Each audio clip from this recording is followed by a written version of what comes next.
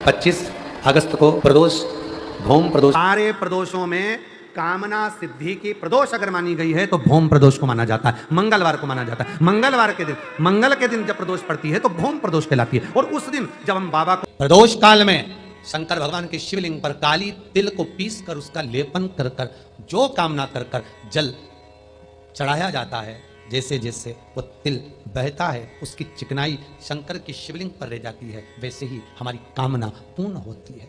काली तिल को पीस कर गलाना, पीसना, उसका उपटन तैयार कर कर कामना कर कर उसमें थोड़ा चंदन मिलाकर भगवान शंकर के शिवलिंग पर उसका लेपन कर।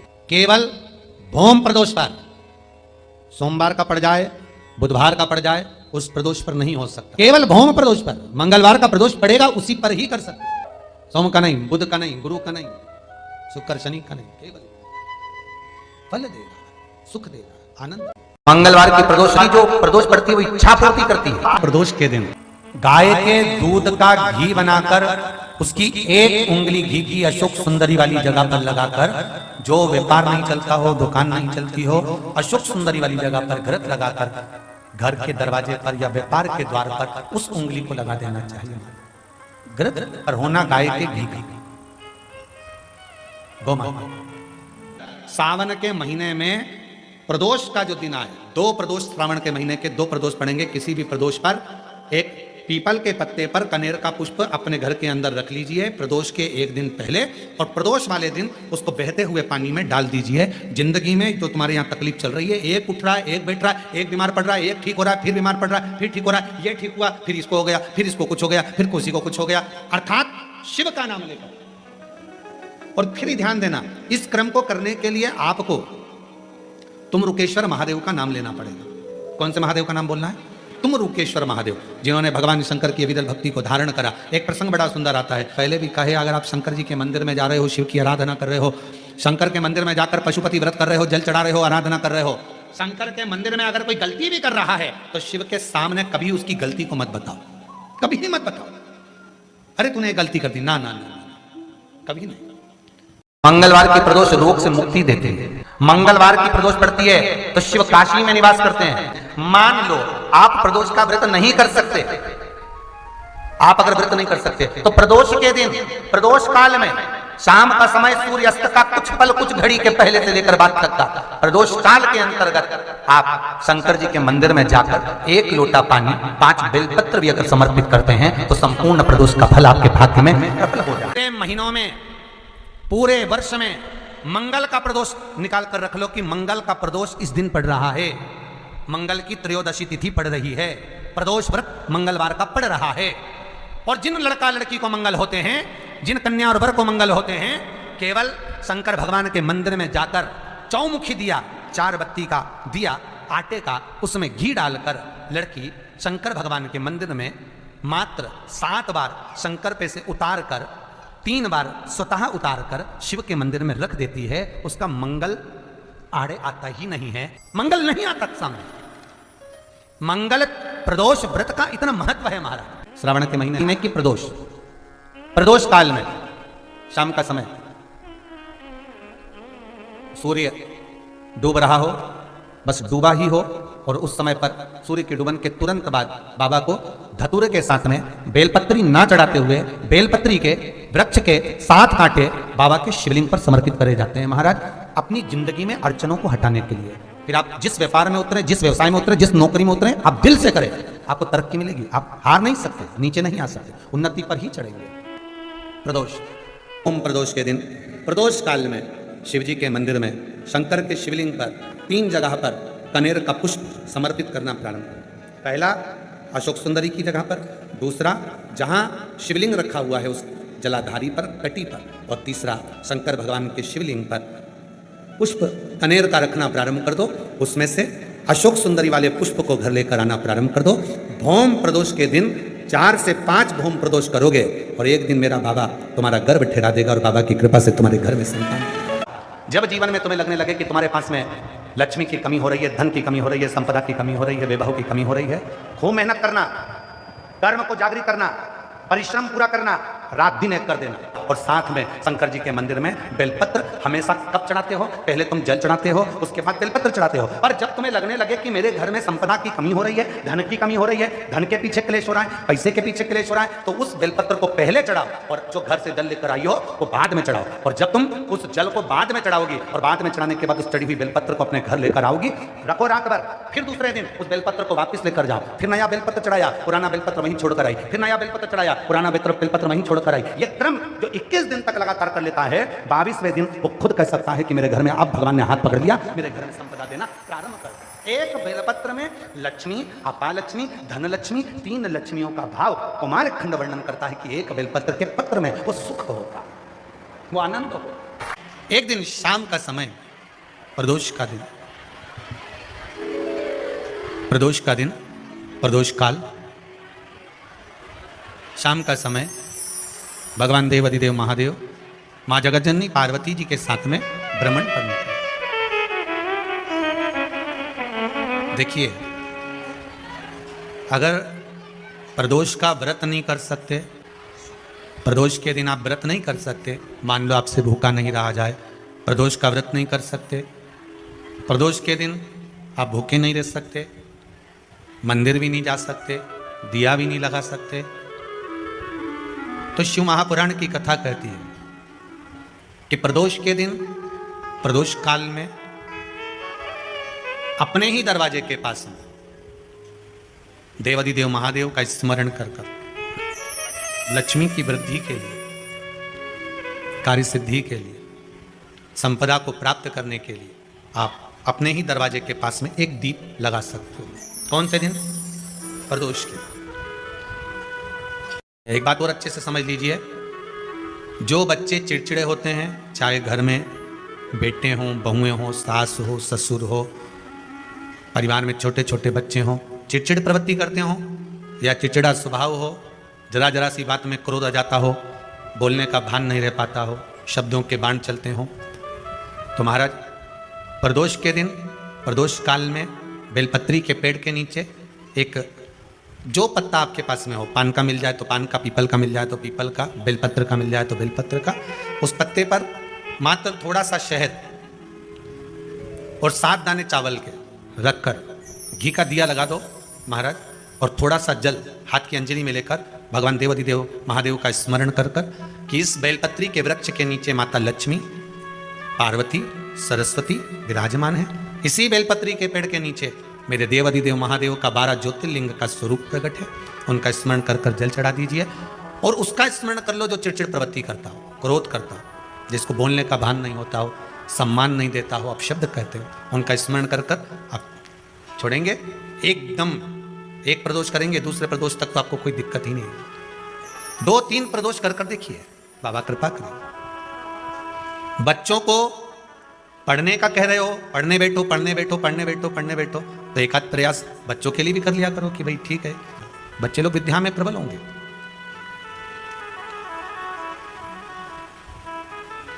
शिव उपासना का जो फल है वह 1000 गुना। पहले भी कथा में आज फिर कहते हैं,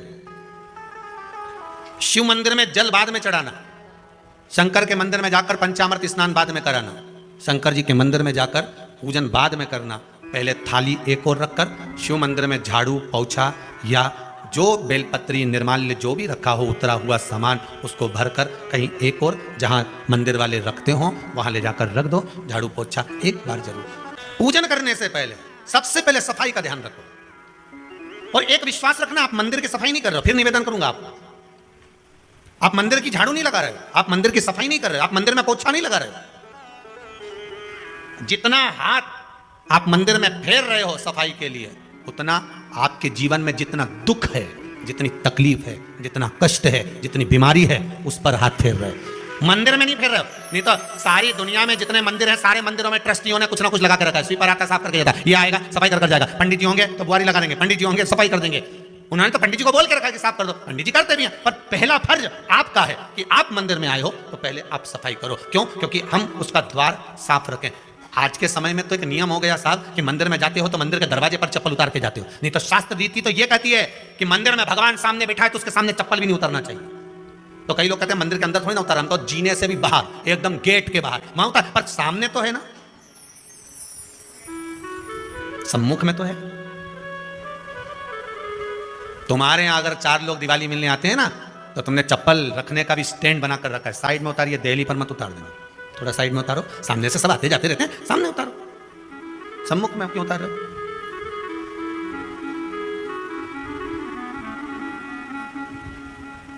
थोड़ा द्वार पे से दूर उतारिए।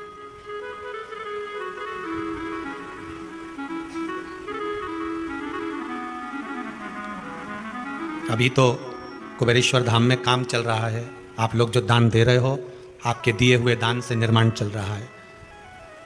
अभी तो आप पहनकर जूता चप्पल भी अंदर आ जाते हो, भले दूसरे मंदिरों में चप्पल पहनकर हमने देखा है, आधिकाधिक मंदिरों में, ब्रजभूमि पर भी बहुत मंदिरों में लोग अंदर जूता पहनकर चले जाते हैं, पर जब तक बाबा नहीं बैठा तब तक तो आप पहन कर आ रहे हो। जिस दिन बाबा कुबेरेश्वर धाम में आकर बैठ गया, उसके बाद वो दोनों गेट पर चप्पल बाहर ही रहेगी। आओ आप, कंकर से शंकर जब शरीर से लगेगा तब सुख भोगोगे, आनंद भोगोगे, सुख की प्राप्ति। अपने द्वार पर भी कितना सुंदर लिखा है भविष्य पुराण के अंतर्गत और विष्णु पुराण में, भृगु बाबा का चरण का चिन्ह भगवान विष्णु की छाती पर रहा। भगवान विष्णु की छाती पर भृगु बाबा के चरण का चिन्ह रहा, चरण का चिन्ह। अब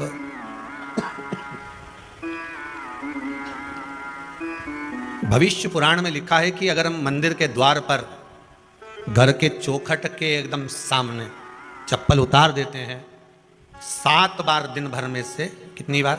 7 बार विष्णु पुराण कहती है ऐसा कोई दिन नहीं होता जिस दिन दरवाजे पर 7 बार लक्ष्मी आकर खड़ी नहीं होती हो। कल एक कथा कही थी आपको कि प्रत्येक मनुष्य के भाग्य में सुख लिखा है, केवल मंथन करना। भविष्य पुराण कहती है 7 बार लक्ष्मी प्रत्येक मनुष्य के दरवाजे पर जाकर खड़ी होती है, पर द्वार पर चप्पल पड़ी होने के कारणवश वो लौट कर चली जाती है। बहुत ध्यान दीजिएगा महाराज, थोड़ा सा आपको बुरा लगेगा, लग जाए, पर शिव पुराण है, जीवन संवार देगी तो अच्छी बात है, जीवन संवार दे तो अच्छी बात है। मंदिर के द्वार पर हम जब चप्पल छोड़ते हैं, जिस मंदिर की चौखट पर चप्पल छोड़ी है, आप जितनी देर आराधना में लगे रहते हैं उतनी देर तक आपकी चप्पल पर जितने लोग लांग कर जाते हैं, जितने लोग लांग कर प्रवेश करते हैं, उसका भी दुख आपके भाग्य में आता चले जाता है। ध्यान दीजिएगा जरा, चप्पल का भविष्य पुराण में पढ़िएगा कभी कि पादुका का महत्व क्या है, पादुका किस ओर उतारना चाहिए, पादुका को कहां रखना चाहिए, किस जगह पर बुआरी झाड़ू को रखना चाहिए, किस जगह पर चलनी को रखना चाहिए, सुई उस सुई को जिस हाल में सब बैठते हैं उस हाल में क्यों रखा जाता? सुई तो इतनी सी है, पर जिस हाल में सब बैठते हैं उस हाल में ना तो झाड़ू रखते हैं, उस हाल में ना चलनी रखते हैं। भैया क्यों नहीं रखते? कारण क्या है कि जिस हाल में सब बैठकर बात करें, आवक जावक की बात हो, व्यापार की बात हो, लक्ष्मी की बात हो, प्रेम स्नेह की बात हो, आपस में बैठकर सब चर्चा कर रहे हो, अगर वहां छलनी होगी, झाड़ू होगी, तो बैठे बैठे बात करने में विवाद चालू हो जाएगा। 15-20 मिनट तुमने बहुत प्रेम की बात करी, अच्छे से बात करी, पति पत्नी बहुत प्रेम की बात कर रहे थे, मालूम पड़े बात करते करते से कब झगड़ा उत्पन्न हो जाए तो समझ में नहीं आया। हमारी बहू को क्या हो जाता है, बैठे बैठे बात करते करते झगड़ा कर देती है, जरा सी बात में झगड़ा चालू हो जाता है। कारण क्या है? जिस हाल में तुम बैठ रहे हो, जिस कमरे में तुम बैठ रहे हो, जिस हाल के अंदर सब बैठकर चर्चा करते, बात करते, चित्त करते, आपस में बैठकर सब लोग एक दूसरे के बातचीत करने बैठे हैं, आय व्यय देखने बैठे हैं, दुकान व्यापार की बात करने बैठे हैं, उस जगह पर भी झगड़े का क्रम कहां से आ गया? एक ना एक का मुंह क्यों फूल गया? कारण क्या था? कोई बात टेंशन क्यों आ रहा है? मतलब उस हाल में या तो चलनी रखी है या झाड़ू रखी है, भले तुमने सोफे के नीचे फंसा दिया, भले तुमने पीछे फंसा दिया, पर पड़ी जरूर है, रखी जरूर है, कहीं ना कहीं पड़ी होगी। क्यों कहते हैं कि जिस हाल में आप बैठ रहे हो, जहां पर आप संपदा की बात कर रहे हो, दौलत की बात कर रहे हो, व्यापार की बात कर रहे हो, व्यवसाय की बात कर रहे हो, उस हाल में अगर कहीं कैलेंडर टंगा हो, कोई सामान ऐसा रखा हो, कोई पर्दा ऐसा लगा हो, कोई चीज ऐसी लगी हो, तो उसमें एक सुई उसमें रख दीजिए। क्यों कहते हैं? हमारे यहां दूल्हा भी जाता है ना, तो उसका जो साफा बनता है या जूता उसको पहनाते हैं, उस तक में पिन टच करके भेज देते हैं। बोलो सही है कि गलत है? दूल्हा तोरण लगाने जा रहा है, दूल्हा तोरण देने जा रहा है, तो उसके जूते में भी पिन घुसेड़ कर भेजते हैं, पिन लगाकर भेजते हैं, उसके साफे में पिन लगाकर भेजते हैं। एक भले सुई नहीं लगाएंगे तो आल पिन लगाकर भेज देंगे। क्यों भेजते हैं? उसका कारण क्या? कि लक्ष्मी को लेने जा रहा है, संपदा लेने जा रहा है, और जिसको वो ब्याह करने जा रहा है उसका संबंध सुई और धागे के संबंध जैसा हमेशा सिला हुआ होना चाहिए, उधेड़ा ना जाए, कैची जैसा कटा हुआ नहीं होना चाहिए। एक एक प्रमाण को जरा देखो तो। और दुनिया के लोग कहते हैं साहब हमारे यहाँ तो सुख नहीं है, शांति नहीं। शांति तुमने भंग करी, कोई दूसरा भंग करा। चप्पल उतार दी दरवाजे पर, मंदिर के द्वार पर। हम तो यहाँ तक कहेंगे पशुपति व्रत करने जा रहे हो, पशुपति व्रत को धारण करने जा रहे हो। एक सोमवार मत पहनो चप्पल, जब मंदिर जा रहे हो तब दिन भर पहनो, मंदिर जाओ मत पहनो। कोई जरूरी है कि मंदिर पहनने चप्पल पहनना जरूरी है? मत पहनो। मंदिर के द्वार पर जहां भगवान विराजे हैं उसके द्वार पर अगर आपने चप्पल उतारी है आप तो अंदर चले गए, और जितने लोग लांग रहे हैं उसका मालूम, उसका स्मरण कितना कितना गया। छाता, चप्पल, आसन, मांग का टीका, इसका भी वर्णन पहले कर चुके हैं कथाओं में, आप लोगों ने सुना होगा। छाते का भी वर्णन किया, किसी का छाता बारिश में तुम लेकर आ गए, पानी गिरने लगा, जी जी तुम्हारा छाता देना, छाता तो लेकर आ गए, पर जितने दिन तुम्हारे घर में रखा हुआ है उतना दिन तक हिसाब लगा कर रखना कि 15 दिन रखा तो तैयारी रख लेना, 15 दिन में कितने घंटे हुए, कितने घंटे कितने पल, उतना आपको दुख भोगना पड़ेगा। दूसरे का छाता आया, इसलिए कोई प्राण छोड़ता है, मरता है, तो उसके पद में यही सब चीजें देना पड़ती। क्या क्या बोलते जाओ, छाता, चप्पल, आसन, माला, सब देना पड़ता है। बोलो देते कि नहीं देते? तो क्यों देना पड़ता है? छाता क्या काम का कि छाता देना पड़ेगा? क्या व्यक्ति 24 घंटे क्या धूप में रहता था कि पानी में रहता था जो छाता देना पड़ेगा? चप्पल क्यों देना पड़ेगा? किस लिए देना पड़ेगा? उसका शास्त्र प्रमाण। जरा सा राजा परीक्षित ने जरासंध के मुकुट को सिर पे पहन लिया था और बुद्धि बदल गई थी। शमीक बाबा के गले में मरा हुआ सर्प डाल दिया था। सही है कि गलत है? केवल मांग का टीका अर्थात सिर पर मुकुट बदला और काम हो गया। बहुत ध्यान देना पड़ता है महाराज, बहुत ध्यान देना पड़ता है।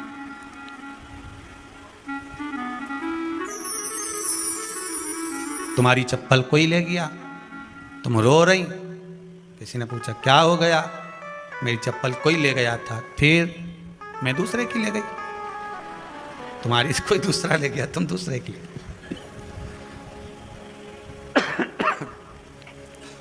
नहीं भाई,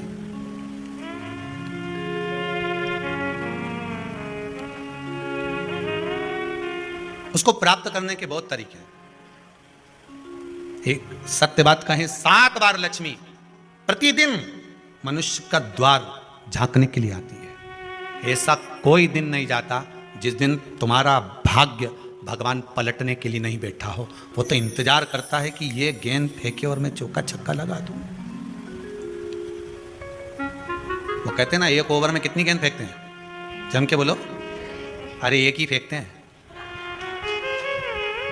एक ओवर में कितनी गेंद फेंकते हैं? एक। वही गेंद बार बार फेंकते हैं ना, गेंद तो एक ही है। नहीं, वो तो बार बार गिना या तो 6 बार गिना, तो फेंकी तो एक ही है कि बदल बदल के फेंक दी, पीली नीली हरी गुलाबी? नहीं, एक ही है। बदल बदल कर आया, गेंद एक ही थी, फिर फेंका कि ये तो वाइट निकल, फिर फेंकी, गेंद वही है, गिनती में 6 जा रही है। 1 साल निकल गया, 1 दिन निकल गया, फिर गेंद फेंकी, अरे साहब एक भी रन नहीं बना, फिर फेंकी, अभी भी नहीं बना, फिर फेंकी तो क्या बाउंड्री तक तो पहुंच गई है। अब की बार जो फेंकी तो क्या ऊपर से निकल गई, सीधे 6 पे पहुंच गई। भगवान भी ये कहता है, एक ही गेंद है, 6 बार फेंकी है। शास्त्र कहता है 7 बार दरवाजे पर लक्ष्मी आती है, मौका देखती है कि कब मौका मिले मैं इसके घर में प्रवेश कर जाऊं। और कभी कभी ये निंदा करती दिखती है, कभी बहू की चुगली करती दिखती है, कभी टीवी में मन लगाए दिखती है, कभी सुई धागा लेके बैठी मिलती है, कभी झाड़ू लगाती फिरती है, कभी दरवाजे पे चप्पल खुली मिल जाती है, कभी कुछ मिल जाता है। मैं बार बार आती हूँ, अब नहीं माने तो मैं कहीं करूँ, मेरे को तो जाना पड़ेगा। मेरे को तो जो नियम है, सर्विस करने वाला, नौकरी करने वाला तो टाइम पे आएगा। तुम भले कंप्यूटर चलवाओ, चाहे मोबाइल उड़वाओ, चाहे तुम लिखा बड़ी करवाओ, बोलो सही है गलत है, उसको तो करना है। बोलो साहब क्या करना पड़ेगा? लग जाओ कंप्यूटर पे, लग जाओ, उठाओ मोबाइल, ये तो उसको तो करना है। वो तो टाइम पे पहुंच गया 9 बजे। लक्ष्मी जी भी टाइम पे आती है, आई दरवाजे पे क्या देखा उसने कि ऐसा ऐसा है। कई कई की तो आदत पड़ी, रोटी घर में बना हुआ सारा दाल चावल सब्जी वब्जी जो बच गई उठा के मैं दरवाजे के पास में रख के आ गई। लक्ष्मी जी सोचे बताओ, ऐसा तो पहले से रख, अंदर चली गई, ऐसा खिला दिया तो मैं तो नहीं जाऊँ। लक्ष्मी जी वापिस चलती। कई लोगों की आदत, आटा छना हुआ, ऊपर की जो चापड़ चापड़ थी उन्होंने कहा गाय खा के चली जाएगी, ओटला पे पटक के आ गए। लक्ष्मी जी इतने में आई कि चापड़ तो यहाँ पटक के चली गई, मैं काय को जाऊँ, छिलनी में से जाओ, उधर नहीं जाओ। कितना कितना कहा है महाराज।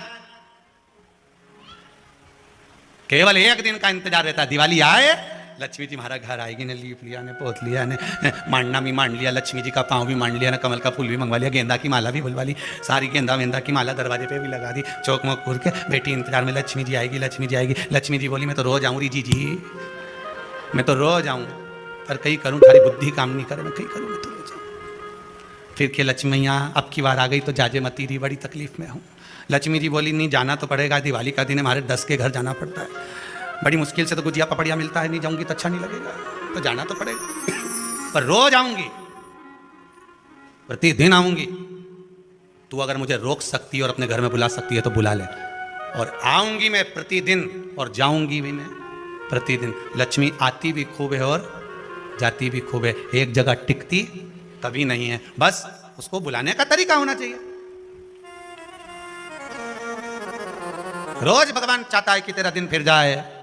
कथाओं में भी आप लोग बोलती हो, आंवला नवमी वगैरह की बोलना, जैसे ही का दिन फिर या ऐसी बोलती हो ना, कथा कहानी सुनती हो जब, कैसे बोलते हो कहानी सुनने के समय पे, ये जैसे ही का दिन फिर या वैसा हमारा दिन फिर जे माता, ऐसा कर जे माता। तो माता जी बोले मैं तो रोज का दिन फेरूं तेरा, तो काहे की चिंता करे रही कमला, काहे चिंता करे, मैं तो रोज का फेरूं, तू सुधरे तो बिल्कुल तैयारी में। ब्राह्मण बेलपत्री को भर रहा था,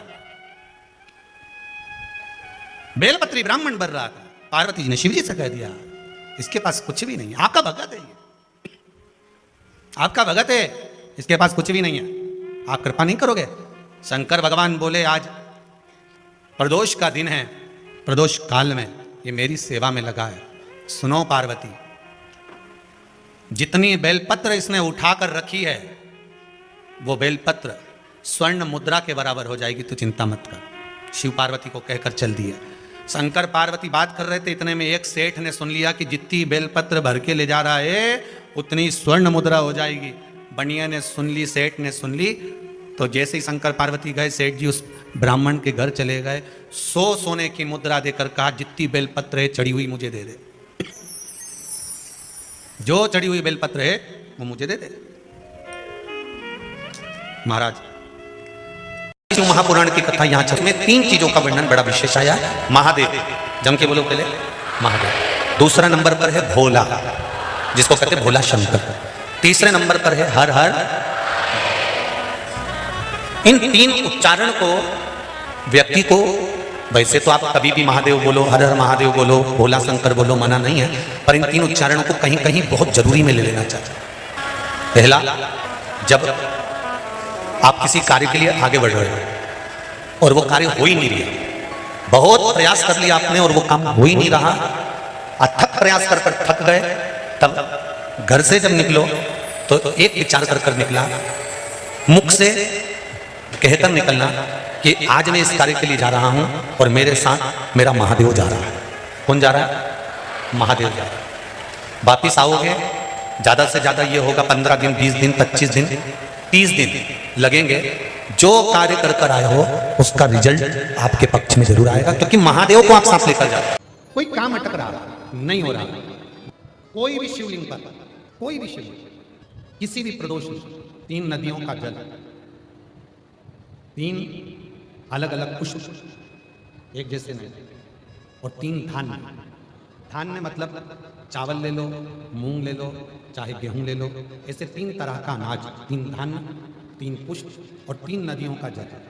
सबसे पहले 3 नदियों का जल जो तुम लेकर गए हो, बाबा को एक एक जल अपनी कामना कर समर्पित करो त्रिजलेश्वर महादेव के नाम से।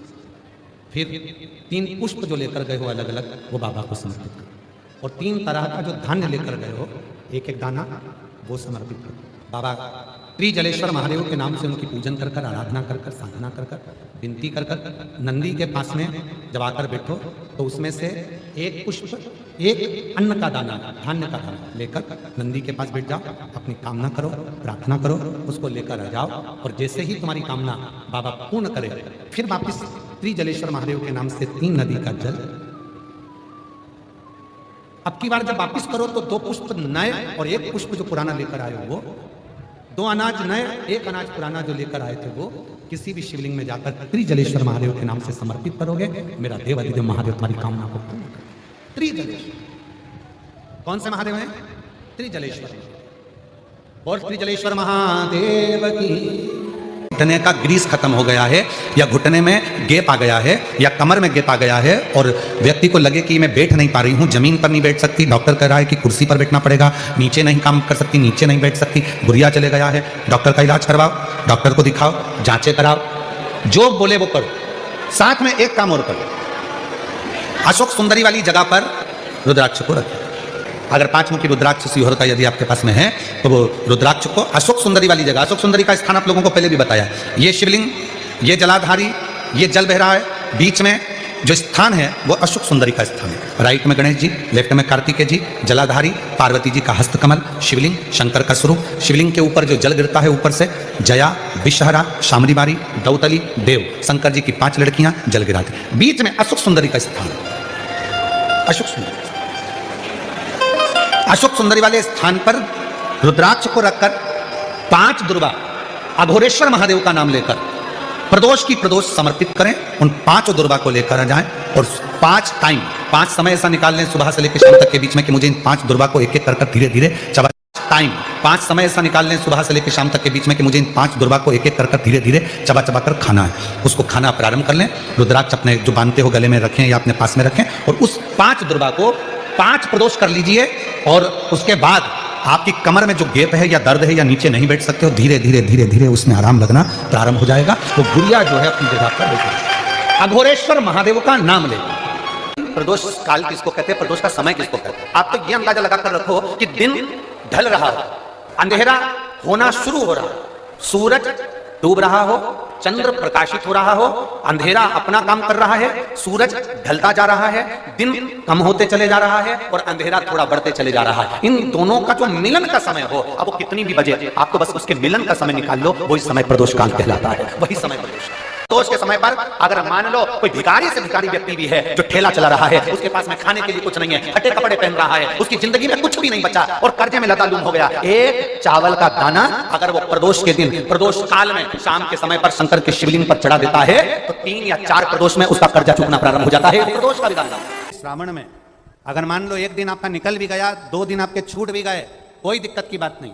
जिस जो पेड़ तुम्हारे यहाँ लगा हो, जो पौधा तुम्हारे यहाँ लगा हो, जो वृक्ष तुम्हारे यहाँ लगा हो, जो प्यारा तुम्हारे यहाँ हो, कुंडी तुम्हारे यहाँ हो, उसी की मिट्टी को, उसी के पेड़ के नीचे, उसी पौधे के नीचे उस मिट्टी को थोड़ा सा हाथ से उसको उठाकर एक लिंग की आकृति बना लें। उसमें जलाधारी बनाने की जरूरत नहीं, केवल लिंग की आकृति बनाकर उसी की पूजन वहीं कर पानी चढ़ाकर 15 से 20 मिनट बाद अपना काम करने के बाद उसी को उसी मिट्टी में विसर्जन कर दें अपनी कामना कर। देवाधिदेव महादेव 2 महीने के बाद क्या देगा ये वही जान सकता है, वो क्या प्रदान करेगा ये उसके ऊपर। कनेर के पुष्प एक बेलपत्र में रखकर नंदीश्वर के पास में बैठकर श्री शिवाय नमस्तुभ्यम बोलकर अशोक सुंदरी वाली जगह पर स्पर्श कराकर भगवान शंकर पर 7 फूल के साथ बेलपत्री की डंडी अशोक सुंदरी की साइड हो ऐसा स्मरण करते हुए शिव को समर्पित कर दे। वही बेलपत्री 5 बार नमः शिवाय या पंचाक्षर मंत्र, षडाक्षर मंत्र या श्री शिवाय नमस्तुभ्यम बोलकर वही बेलपत्री 3 प्रदोष, 4 प्रदोष, 5 प्रदोष, 2 प्रदोष, जितने प्रदोष आप चढ़ा रहे हैं प्रदोष काल में, वो बेलपत्री लाकर अपने कक्ष में अपने पूजन वाले स्थान पर रखते जाओ। एक बेलपत्री एक प्रदोष पर लाओगे, अगला प्रदोष आएगा, कितना अंतर पड़ता है आपके भाग्य बदलने में, आपको खुद मालूम पड़ जाएगा कि आपकी किस्मत कैसे बदल गई। मेहनत आपको करना है, श्रम आपको करना है, आपको लगाना, और बेलपत्री और कनेर का पुष्प शिव को चढ़ाना चालू करो, प्रदोष चढ़ाना।